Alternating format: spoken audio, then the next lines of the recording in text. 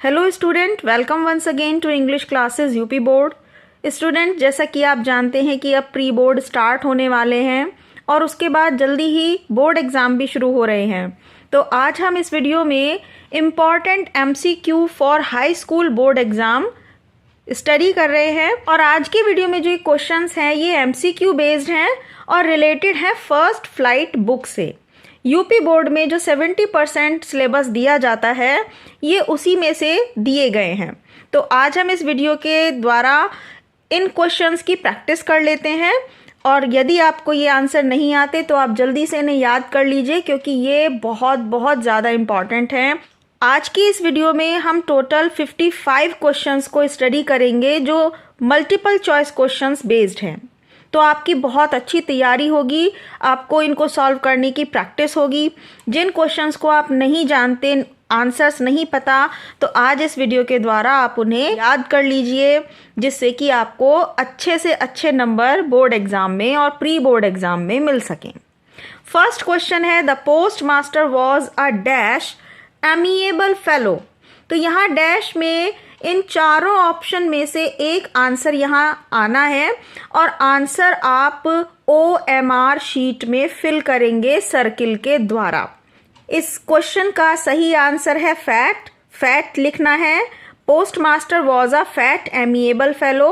और इस D option को, क्योंकि डी नंबर पर ये लिखा है, तो ये डी ऑप्शन आप OMR शीट में सर्किल में मार्क कर दीजिएगा, उसको पूरा ब्लैक करना है। नेक्स्ट है, post master decided to reply the letter because he usually did so. वो अक्सर ऐसा करता था। ही फाउंड इट इंटरेस्टिंग, उसे ये इंटरेस्टिंग लगा।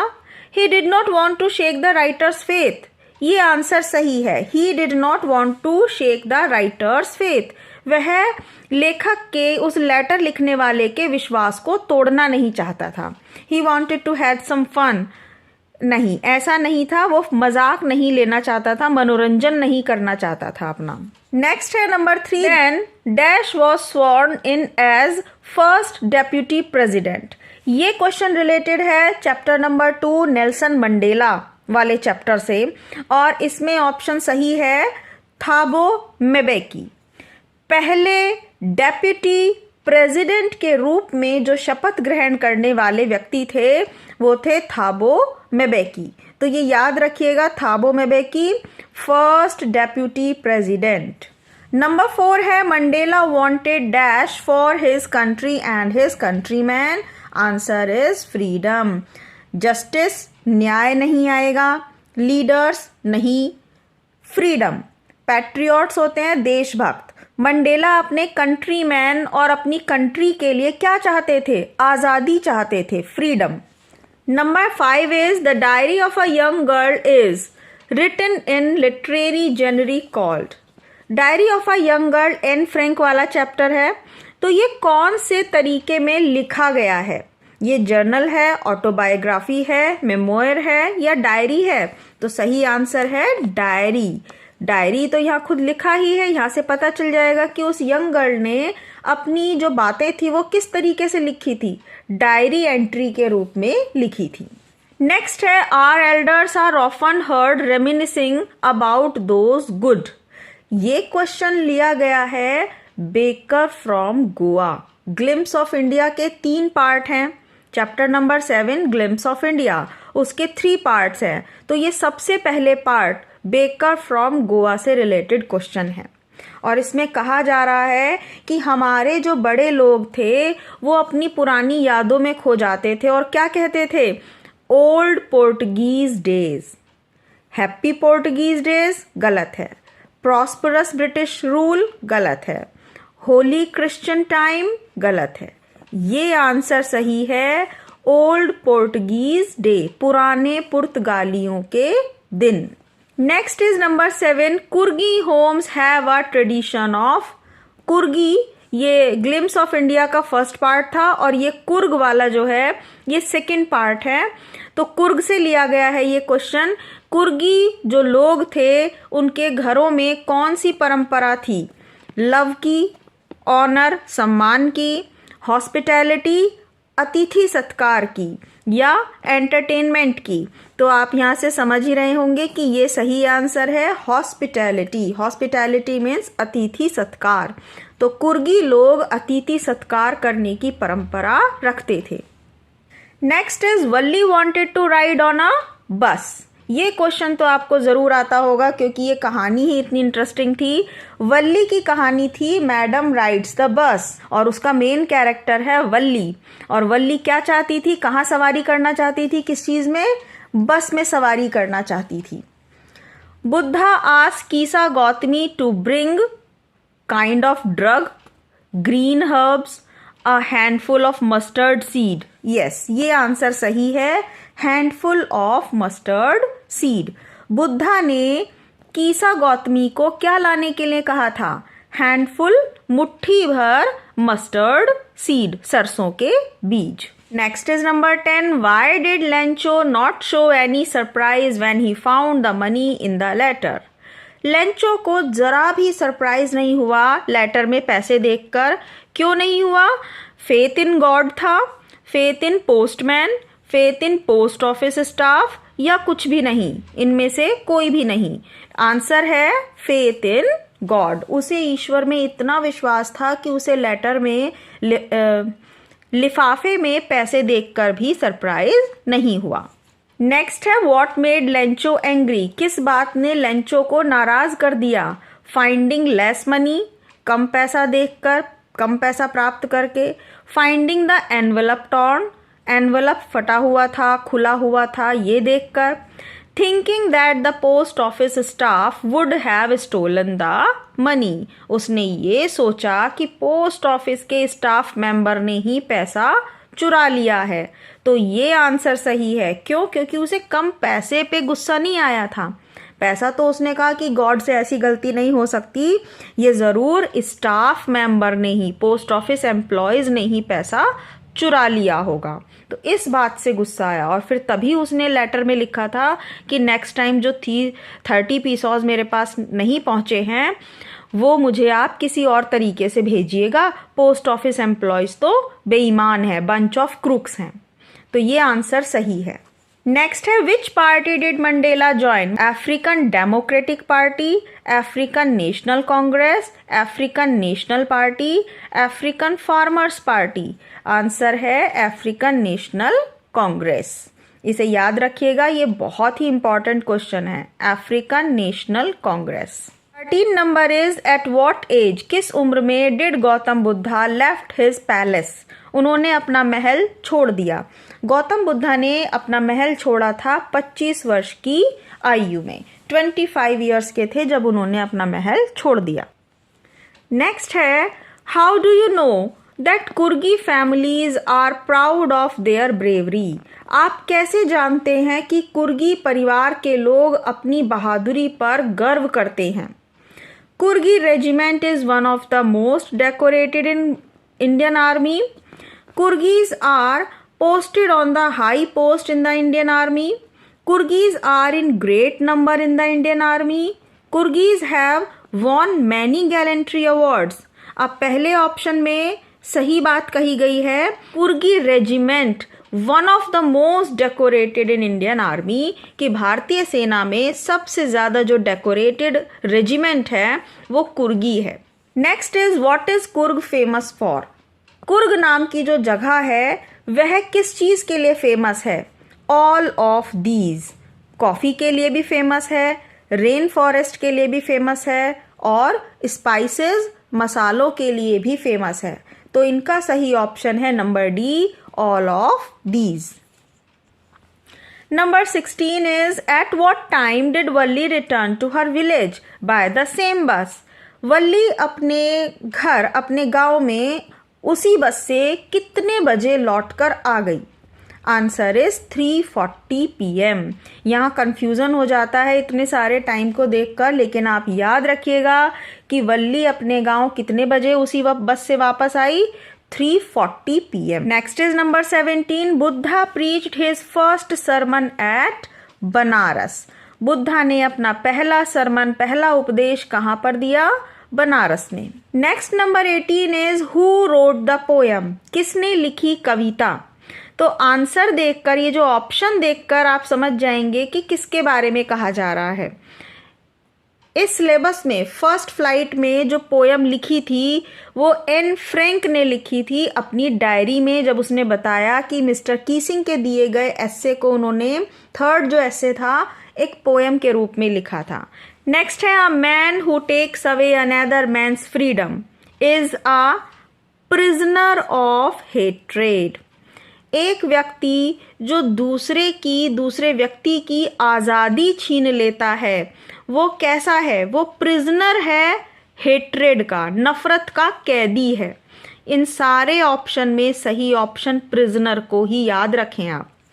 नेक्स्ट है number 20, what did the father swan do to the duckling.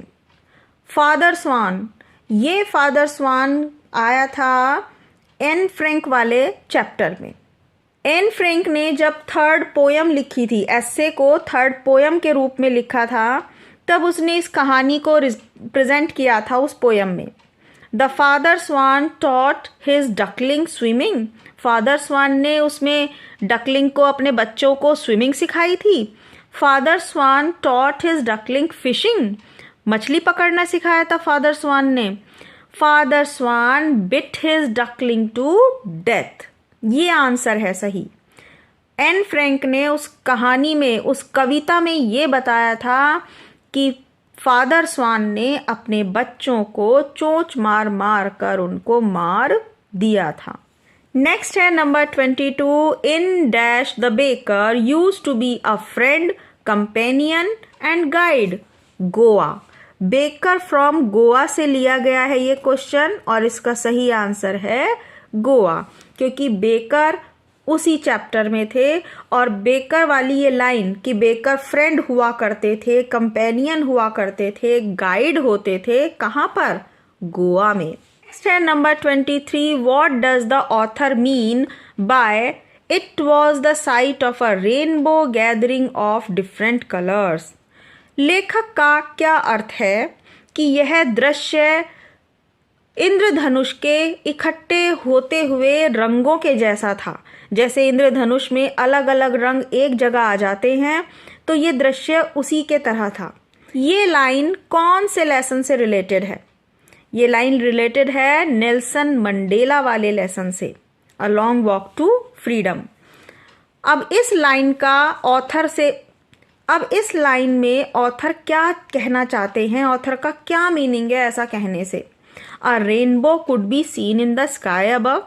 Rainbow ऊपर आकाश में दिखाई दे सकता है। New colours had been added in the rainbow. नए रंग इंद्रधनुष में जोड़ दिए गए हैं। People of different ethnicities have gathered together. अलग अलग तरह के लोग आज इकट्ठे हो गए हैं। ये है इसका सही option. People have decorated the amphi theatre. लोगों ने एम्पी थिएटर को सजा दिया है अलग अलग रंगों से? नहीं, ये है सही ऑप्शन कि अलग अलग समूह के लोग, गरीब, अमीर, काले और गोरे, सभी लोग आज एक एम्पी थिएटर में एक जगह इकट्ठे हो गए हैं। तो वो रेनबो के कलर्स के समान हैं, अलग अलग है लेकिन फिर भी एक जगह है। नेक्स्ट है number 24, the decades of operation and exploitation. दशक, कई समय, बहुत लंबा समय जिसमें एक्सप्लॉयटेशन, शोषण हुआ, दबाव डाला गया, लोगों को परेशान किया गया, ऑफ द ब्लैक, काले लोगों को, प्रोड्यूस्ड हीरोज, उस समय ने ऐसे हीरोज सामने लाए हैं। उस शोषण के कारण कई हीरो बनकर लोग सामने आए, और वो किसके समान थे? कौन थे वो? टैम्बू और सिसुलू। नेल्सन मंडेला वाले चैप्टर से ये सेंटेंस रिलेटेड है, और टैम्बू और सिसुलू फ्रीडम फाइटर के रूप में बहुत प्रसिद्ध थे। When and where was Anne Frank born. Anne Frank का जन्म कब और कहाँ हुआ? Germany on 12 June 1929। कंफ्यूज करने के लिए बहुत सारी सेम डेट्स दे देते हैं, लेकिन आप सही ऑप्शन को याद रखिएगा। जर्मनी ऑन 12 जून 1929 को एन फ्रैंक का जन्म हुआ था। Lencho was hoping for help as. Lencho उम्मीद कर रहा था कि उसको मदद मिलेगी क्योंकि his field were destroyed by pest, उसके खेत बर्बाद हो गए थे कीटनाशक से। His field had been destroyed due to flood, बाढ़ से उसके खेत खराब हो गए थे। His field has been destroyed in the storm, ये आंसर सही है, तूफान में उसके खेत खराब नष्ट हो गए थे। What was Lencho going to do, Lencho क्या करने जा रहा था? Go to bank for loan, loan लेने के लिए बैंक जा रहा था। Write a letter to God, letter लिखने के लिए, गॉड को लेटर लिखने के लिए तैयारी कर ली थी। या आस्क फॉर हेल्प, मदद मांगने जा रहा था। हैव फेथ इन गॉड, या भगवान में विश्वास करने जा रहा था। यहाँ पर सही ऑप्शन है, उसे भगवान में विश्वास तो था, लेकिन सही ऑप्शन है ये, write a letter to God, वह भगवान को एक पत्र लिखने जा रहा था। नेक्स्ट है where do Coorg's nearest rail heads meet, Coorg का जो सबसे नजदीकी रेल हेड्स है वो कहाँ पर है? At Mysore, Mangalore and Hassan, at Mysore and Hassan, at Mangalore and Hassan, at Mysore and Mangalore. तो ये ऑप्शन सबसे सही है कि कुर्ग का नजदीकी रेलवे स्टेशन कहाँ है? Mysore and Mangalore. Student, I hope ये वीडियो आपके लिए बहुत ही हेल्पफुल हो रही है और आपको ये आंसर समझ में आ रहे होंगे, तो प्लीज़ वीडियो को लाइक करना नहीं भूलिएगा। All the best to all of you, आपको बहुत ही अच्छे मार्क्स मिलें, तो इस चैनल को सब्सक्राइब करना और इस वीडियो को लाइक करना नहीं भूलिएगा। Next is which word was used by Valli, कौन सा शब्द वल्ली के द्वारा यूज किया जाता था एंड हर फ्रेंड्स, और उसके मित्रों के द्वारा as a slang expression for disapproval, किसी चीज़ को मना करने के लिए या घमंडी बताने के लिए, डिसअप्रूवल के लिए वो शब्द यूज करती थी। प्राउड, प्राउड, ये याद रखिएगा, प्राउड प्राउड कहती थी वल्ली इंग्लिश में, जो कि उसके फ्रेंड्स को समझ में नहीं आता था। और वल्ली ये शब्द इसलिए बोलती थी क्योंकि वो उनकी बात को डिसअप्रूव करती थी। Number 30 is what does sermon in the chapter the sermon at Benares reflect, chapter जो ये है सरमन एट बनारस, ये क्या रिफ्लेक्ट करता है? इस चैप्टर में जो सरमन, जो उपदेश दिया गया है, वह क्या बताता है? बुद्धाज विजडम, बुद्ध की बुद्धि को, बुद्धाज एनलाइटनमेंट, बुद्ध ने जो ज्ञान प्राप्त किया उसे, स्टोरी ऑफ कीसा गौतमी, कीसा गौतमी की कहानी को नहीं, उपदेश ये बताता है कि death is common to all, ये है सही आंसर। मृत्यु सभी के लिए कॉमन है, समान है, सभी को मृत्यु आनी है। व्हाट वाज कीसा गौतमीज ग्रीफ, कीसा गौतमी का दुख क्या था? हर हस्बैंड हैड डाइड, उसके पति की मृत्यु हो गई थी। Her only son had died, या उसका इकलौता बेटा मर गया था। Her mother had died, her child was poison, या उसके बच्चे को जहर दे दिया गया था। ये वाला ऑप्शन जो सेकंड ऑप्शन है ये सही है, हर ओनली सन हैड डाइड, उसका इकलौता बच्चा मर गया था। Next is number 32, what do people mean when they said she has lost her senses, लोगों का क्या मतलब था जब उन्होंने कहा कि वह अपनी सेंसेस खो चुकी है, वह अपनी सोचने समझने की शक्ति खो चुकी है। Kisa was unable to accept the truth, Kisa सच स्वीकार करने योग्य नहीं थी। Kisa became unstable due to her grief, वह अनस्टेबल हो गई थी, विचलित सी हो गई थी अपने दुख के कारण। Kisa did not know anything about life and death, Kisa अपने जीवन और मृत्यु के बारे में कुछ नहीं जानती थी। बोथ ए एंड बी, पहली और फर्स्ट ए और बी ऑप्शन में जो लिखा है वो आंसर सही है। हम एक बार याद कर लेते हैं। पहले ऑप्शन में दिया गया है कीसा अपने सच को स्वीकार करना नहीं चाहती थी, उसका बेटा मर गया है, ये बात उसको स्वीकार नहीं हो रही थी। Kisa became unstable due to her grief, और ये भी बात सही है कि वो अपने दुख के कारण अनस्टेबल हो गई थी, बहुत ज्यादा परेशान हो गई थी। तो ये दोनों बातें सही हैं और वो हम इस ऑप्शन में बताएंगे कि both A and B option सही है। What does the phrase A fixed stare from its lifeless eyes. From Madam rides the bus mean. A fixed stare, घूरती हुई आंखें, लाइफलेस आंखें हैं उसकी जो देख रही हैं। तो madam ride the bus lesson में ये बात, ये वाली लाइन किसके लिए कही गई थी? एनिमल वॉज अस्लीप, जानवर सो गया था, उसके लिए कही गई है। एनिमल वॉज डेड, ये ऑप्शन सही है, एनिमल वॉज डेड। लौटते समय जब वल्ली गाय को देखती है कि वो मरी हुई पड़ी हुई है सड़क के किनारे और उसकी आंखें लाइफलेस आईज और फिक्स है, बिल्कुल घूर रही हैं ऊपर शून्य में, तो उसने ये बात कही थी, a fixed stare from its lifeless eyes. ये बात रिलेटेड है animal was dead. Next line है, the structure they created form the basis of one of the harshest most inhuman societies the world has ever known. ये जो sentence है, ये sentence Mandela ने किसके बारे में कहा है? कौन से स्ट्रक्चर के बारे में कहा है? What structure is Mandela thinking about?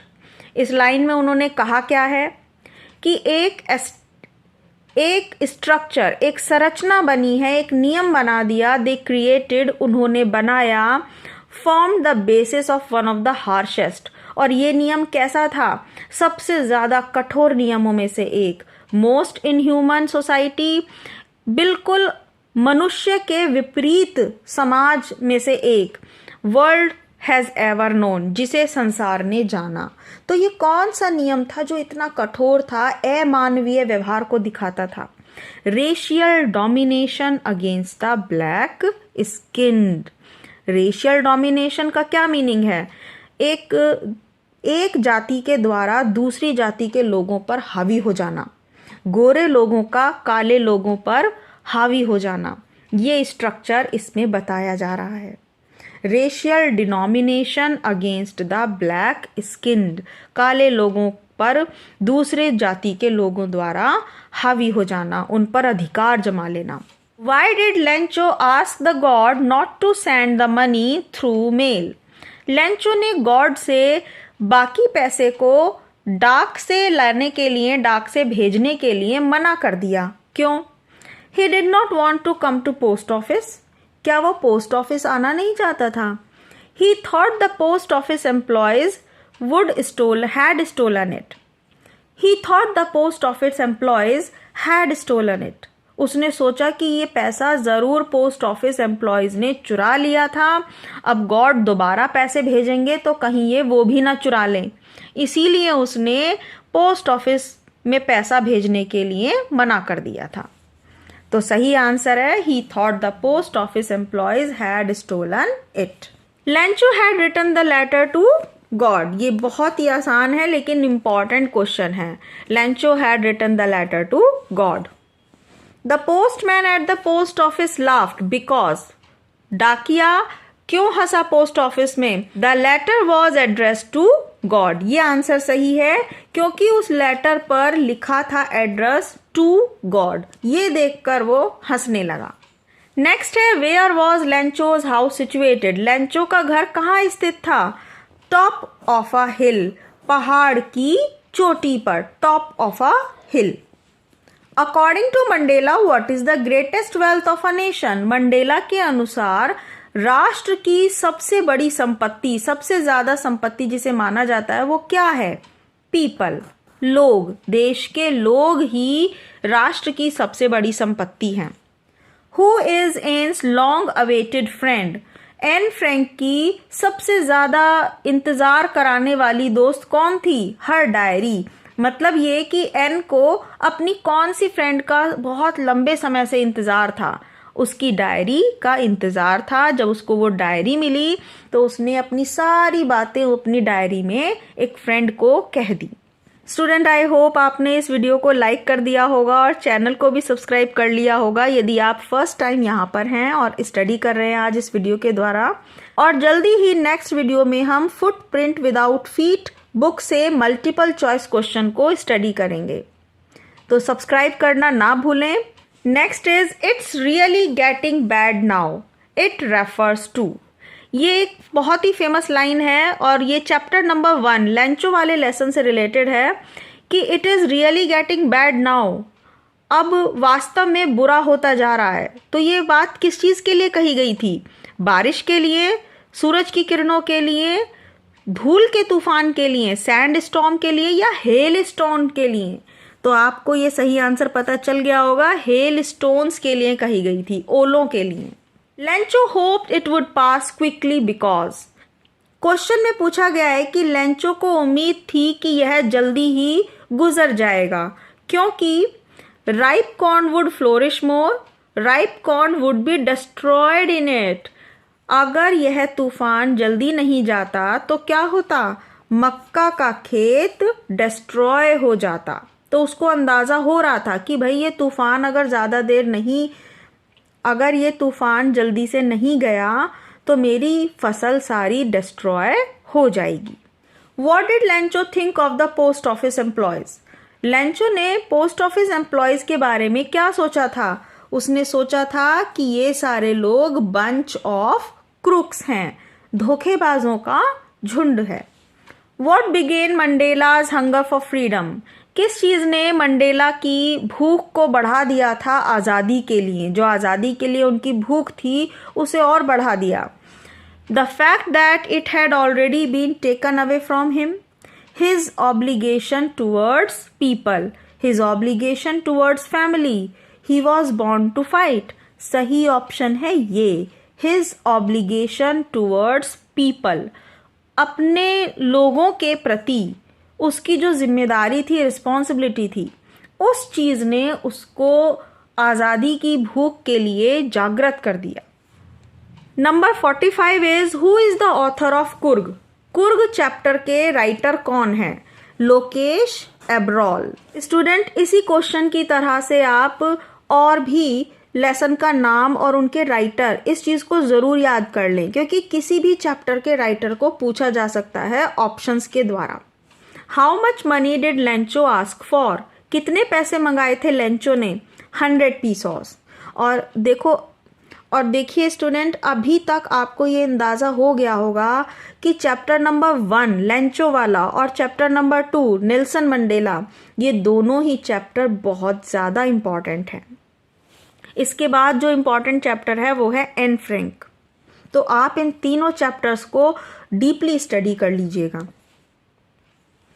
What was Mahatma Buddha's early name? Siddhartha. यहाँ पर सिद्धार्थ को अलग अलग नाम से लिख दिया गया है, जैसे सिद्धा, साधा, सिद्धार्थ, सिद्धार्थ, ये HA आएगा लास्ट में। ये ऑप्शन हमारा सही है। What was Valli's age? Valli की एज कितनी थी? मैडम राइड द बस में जो वल्ली कैरेक्टर है उसकी उम्र थी 8 वर्ष। वह लड़की केवल 8 वर्ष की थी। Next is mister Keesing had assign to Anne the task of writing an essay. Mister Keesing ने एन फ्रैंक को कौन सा काम दिया था? Writing an essay. Where did Rajvir and Pranjal study? ये क्वेश्चन रिलेटेड है टी फ्रॉम असम से। ग्लिम्स ऑफ इंडिया का जो 3rd पार्ट है चैप्टर, उससे रिलेटेड है। उसमें 2 लड़के थे, राजीव और प्रांजल। तो वो कहाँ पढ़ते थे? दिल्ली में पढ़ते थे और ये दिल्ली से असम जा रहे थे। How old was Siddharth when he renounced the princely life? Renounce का मतलब है त्याग दिया। सिद्धार्थ ने राजकुमारों वाले जीवन को कब त्याग दिया? कितनी उम्र के थे वो जब? तो आंसर इज 25। नेक्स्ट है how did Kisa feel at first on being unable to find such seeds?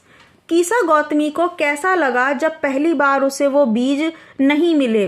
Answer है बोथ A एंड B। इसका मतलब वह वियरी, थकी हुई भी थी, होपलेस, निराश थी। मोटिवेटेड है, प्रेरणा देना, प्रोत्साहन देना। तो ये वाली सिचुएशन तो उसके साथ नहीं थी। जब कीसा गौतमी को बीज नहीं मिले तो वो थकी हुई थी, होपलेस थी।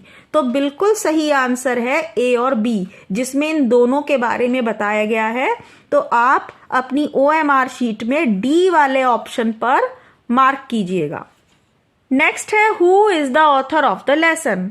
Madam rides the bus, madam rides the bus के ऑथर कौन है? Valli Kannan. Next is who is the author of a baker from Goa? Baker from Goa के ऑथर है ल्यूसिया रॉड्रिग्स। ये नाम याद रखिएगा, बेकर फ्रॉम गोवा, ल्यूसिया रॉड्रिग्स। और अब है इस वीडियो का last important question, which crop was growing on Lencho's field? Lencho के खेत में कौन सी फसल उगी हुई थी? किस चीज की फसल थी? कॉर्न। कॉर्न मीन्स मक्का। तो स्टूडेंट यहाँ पर ये 55 most important MCQ question finish होते हैं। आई होप आपका रिवीजन अच्छा रहा होगा। मिलते हैं जल्दी ही नेक्स्ट वीडियो में। Thank you so much and all the best for your exams.